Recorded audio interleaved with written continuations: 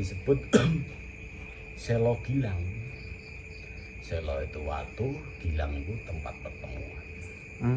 Jadi Senopati waktu itu dia duduknya di sebelah utara.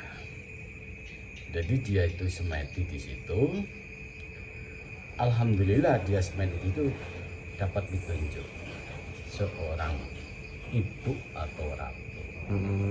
Dan tujuannya dia ingin ada kelanggengan untuk pemimpin pendiri Mataram supaya masyarakat atau kaulonya ini pada tentrem ayem, ada kemakmuran.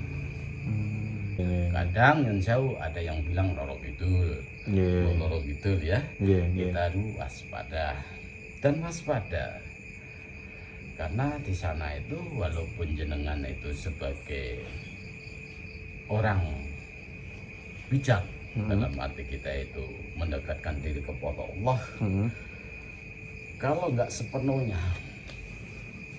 dengan keikhlasan, kejujuran, keteguhan, tetap ada penggodaan juga gitu. Ya dalam arti penggoda itu tadi di sana walaupun ada di tempatnya seorang ratu, tapi ada ratu yang bagian juga menggoda supaya gagal itu. Karena alurnya masing-masing itu ya. Ada tugasnya sendiri-sendiri ya. Tugasnya sendiri-sendiri.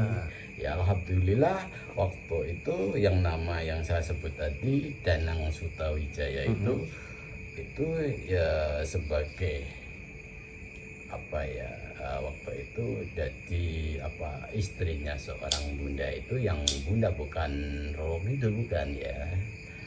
Jadi dia itu bisa nuturi rakyatnya dan sampai sekarang pun dikenang.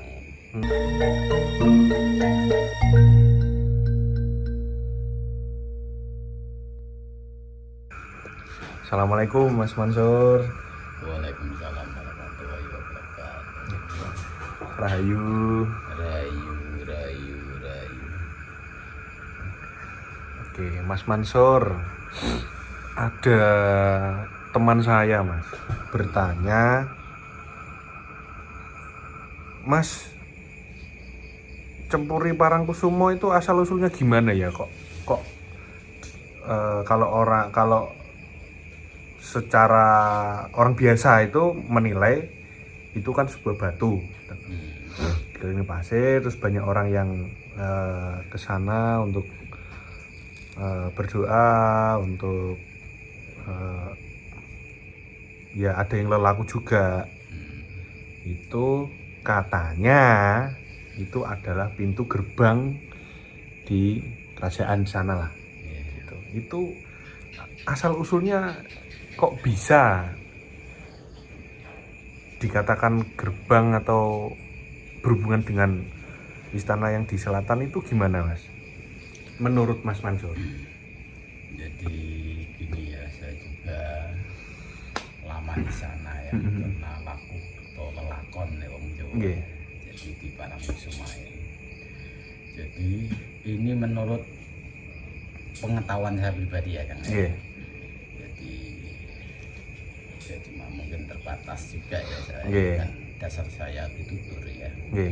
Jadi dulunya yang namanya itu termasuk sejarah kuno atau sejarah Jawa ya. Maka banyak orang Jawa bilang itu termasuk pintu utama gerbang di kerajaan Pulau Jawa kan gitu kebanyakan. Ya, jadi gini, karena dulu itu ada sosok tokoh. Nah, tokoh itu ya Jogjakarta dari Jogjakarta. Namanya waktu itu yang disebut Danang Sutawijaya. Itu sebagai pendiri atau dia sebagai panembahan Senopati dinasti Mataram zaman Jawa. Karena dia itu sebagai figur kepemimpinan sebagai senopati dan ingin mendirikan kerajaan Mataram, keinginannya juga kan baik dia kan. Nggih. Dia dapat petunjuk dari Allah SWT, disuruh semedi ke lautan atau di laut. Waktu itu emang lautan, belum ada puri atau cepuri waktu itu. Berarti semedinya itu di laut nih? Ya di laut, tapi agak tinggi, tidak di tengah. Itu kan keseluruhan lautan dulu. Tepi lah ya. Mang dapat petunjuk, dia datang ke situ, ya nyebrang waktu itu. Mang di situ ada kayak karang waktu itu, tapi ternyata batu. Nah, batu itu yang kelihatan cuma dua itu, kan sebelah utara dan selatan. Ya. Mungkin Anda udah pernah ke sana juga ya. Iya. Lah batu itu waktu itu juga disebut Selo Gilang. Selo itu watu, Gilang itu tempat pertemuan. Jadi Senopati waktu itu dia duduknya di sebelah utara. Jadi dia itu semedi di situ. Alhamdulillah dia semedi itu dapat ditunjuk seorang ibu atau ratu. Dan tujuannya dia ingin ada kelanggengan untuk pemimpin pendiri Mataram supaya masyarakat atau kaulonya ini pada tentrem ayem, ada kemakmuran. Ya alhamdulillah emang itu ada ditunjuk di Allah SWT dengan keseimbang atau dibina dengan seorang. Makanya kalau Anda ke sana jangan sembarangan Kang.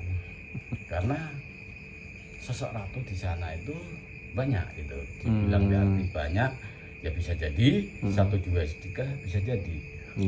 Kadang yang jauh ada yang bilang Roro Kidul. Roro Kidul ya. Kita harus waspada dan waspada. Karena di sana itu walaupun jenengan itu sebagai orang bijak, dalam arti kita itu mendekatkan diri kepada Allah, kalau nggak sepenuhnya dengan keikhlasan, kejujuran, keteguhan, tetap ada penggodaan juga gitu.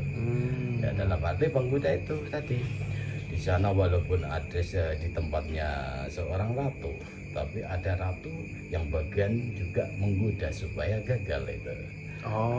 Karena alurnya masing-masing itu ya. Ada tugasnya sendiri-sendiri ya. Tugasnya sendiri-sendiri.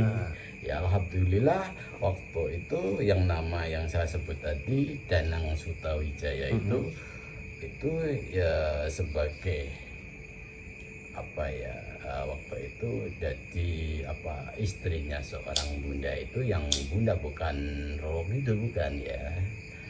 Jadi dia itu bisa nuturi rakyatnya dan sampai sekarang pun dikenang. Makanya di pantai selatan pun sampai sekarang diabadikan.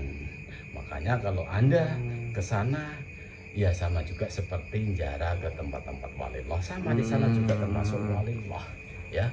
Menjara di sana itu ya menjara seperti menurut keyakinan masing-masing. Kalau dalam syariat Islam ya bertahlilan ya. Tapi kalau menurut juru kuncinya dianjurkan dengan tabur bunga. Nah, tabur bunga itu maksudnya bawa bunga masuk ke puri, ke cana ya, berdoa, setelah itu larung atau tabur bunga ke laut, ke pantainya itu. Ke pantainya ya. Satu minangka kita itu berdoa sama Allah SWT dengan diiringi para leluhur atau para sepuh, minta sababiya doa restunya supaya kita itu dapat keselamatan dan apa yang kita inginkan itu disuwunaken ngarsaning Allah supaya kesempatan di situ kan. Makanya sampai sekarang dikenang bahwa di pantai selatan itu adalah sejarah Jawa ya. Ya adat istiadat sampai sekarang pun dilanggengkan, bahkan dikenal mancanegara.